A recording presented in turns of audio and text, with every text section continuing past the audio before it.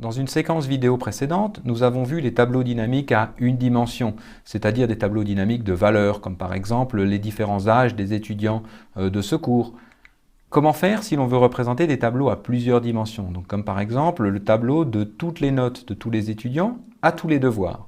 Ce que je pourrais faire, c'est faire un tableau pour un étudiant qui contiendrait les différentes notes aux différents devoirs, puis faire un deuxième tableau pour un autre étudiant qui contiendrait les notes aussi à ses devoirs, etc. Faire un troisième tableau, et on aurait donc ainsi, globalement, un tableau, deux tableaux. Chaque élément du tableau étant lui-même un tableau de notes. Supposons donc par exemple que l'on veuille faire un tableau pour 5 étudiants et que par exemple chacun des étudiants ait eu à remplir 6 épreuves et donc 6 notes au final. On aura donc un tableau dynamique de 5 tableaux de 6 notes. Et donc on va déclarer un tableau dynamique qu'on va appeler tab. Ce tableau dynamique contiendra lui-même des tableaux dynamiques d'entiers. Les entiers, ce sont les notes. Le tableau dynamique d'entiers, c'est le tableau des notes d'un élève. Et le tableau dynamique des tableaux dynamiques d'entiers, c'est le tableau des tableaux de tous les élèves. On va l'initialiser au nombre d'élèves. Donc ici, on a 5 élèves.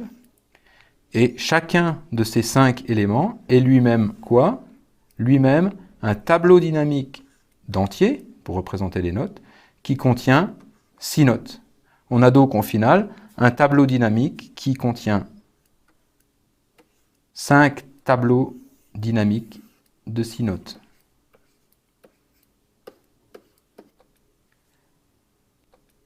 La syntaxe utilisée ici pour donner une valeur initiale à chacun des tableaux de notes de chacun des élèves, à chacun des sous-tableaux, est la même que nous avions déjà rencontrée lors de la copie d'un tableau précédemment. C'est un tableau anonyme. C'est comme si vous écriviez vector de int tab2 initialisé avec 6 int au départ, tous à la valeur nulle, et que vous ayez supprimé le nom. Vous vous retrouvez donc avec un tableau anonyme ici, où on n'a pas donné de nom. Tableau anonyme de 6 entiers, tous nuls.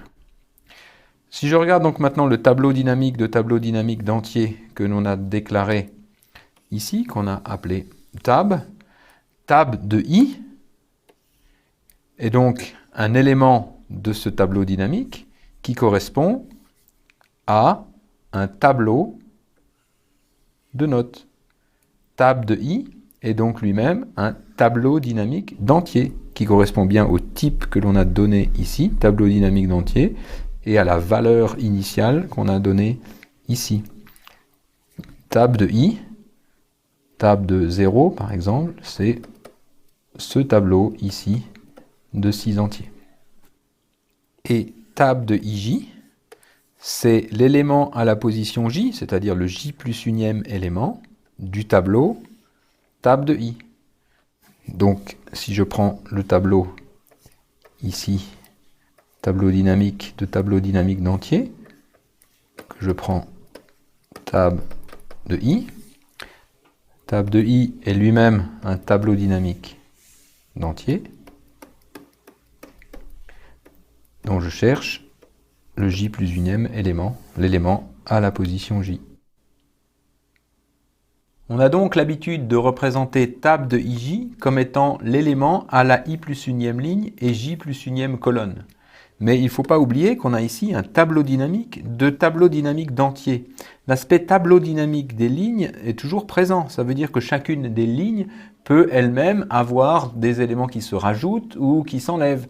Et donc, au final, le tableau dynamique n'a pas nécessairement des lignes de la même taille. Par exemple, on peut très bien avoir une première ici taille pour tab de 0, qui est bien un tableau dynamique d'entier, une taille différente pour tab de 1, qui est un deuxième tableau dynamique d'entier, et ainsi de suite. Regardons maintenant cet exemple en détail. Nous allons donc déclarer un tableau dynamique d'entier que l'on appelle par exemple tableau. Et si l'on veut l'initialiser à la valeur de l'exemple que j'ai redessiné ici, ce qu'on va faire, c'est qu'on va donc donner une valeur initiale sous forme de liste d'éléments, chacun des éléments étant lui-même un tableau dynamique d'entier. On retrouve ici la première ligne, ensuite on a la deuxième ligne, et ainsi de suite pour la troisième et la quatrième ligne de notre tableau dynamique d'entier. Cette initialisation ici correspond exactement au dessin qui est donné ici à droite. Une petite aparté concernant la syntaxe. Quand on déclare un tableau dynamique d'entier, on a ici besoin de coller la fermeture des deux types sous forme donc de deux signes supérieurs qui sont collés comme ceci. Ceci n'est toléré que en C++ 2011. Si vous avez à écrire dans un compilateur qui n'est pas en C++ 2011, alors il faudra mettre un espace entre ces deux signes-là. La syntaxe avec les deux signes supérieurs collés comme ceci, ici, n'étant pas supportée par les anciens compilateurs.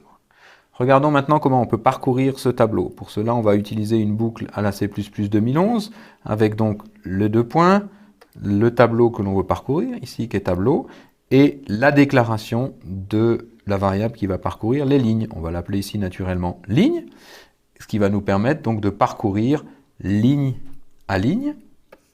Puis ensuite, dans le parcours d'une ligne, on va parcourir tous les éléments d'une ligne donnée. Donc par exemple, si je suis sur la première ligne, je vais ensuite parcourir les différents éléments de cette ligne-là dans une deuxième boucle for qui me parcourt cette fois-ci le tableau ligne que j'ai déclaré ici, qui est une ligne donnée. Et je vais le parcourir en donnant comme nom le nom élément. Donc élément va parcourir les différents éléments d'une ligne. C'est ce que nous avons écrit ici. Et on peut donc utiliser cette variable élément pour parcourir les différents éléments d'une ligne. Pour finir, illustrons le fait que les éléments du tableau sont bien des tableaux dynamiques en donnant la taille des différentes lignes ici, des différents tableaux dynamiques. Pour cela, on va utiliser une boucle for classique avec les points-virgules. On va démarrer i, comme d'habitude, déclaré comme size t à la valeur 0, tant que i est plus petit que la taille du tableau, le tableau dont on parle, le tableau ici de départ, et toujours pareil, i qui passe de 1 en 1. Ce qu'on va faire, c'est qu'on va afficher tableau 2, afficher de i, donc ça va afficher tableau de 0, tableau de 1, etc. Point size, et puis ensuite on peut utiliser tel quel tableau de i, qui est un tableau, point size, pour renvoyer la taille du tableau. Ce qui va donc nous afficher 5 pour table de 0, point size, 3 pour table de 1, point size, 2 pour table de 3, point size, et enfin, à nouveau 3 pour tab de 3, point size.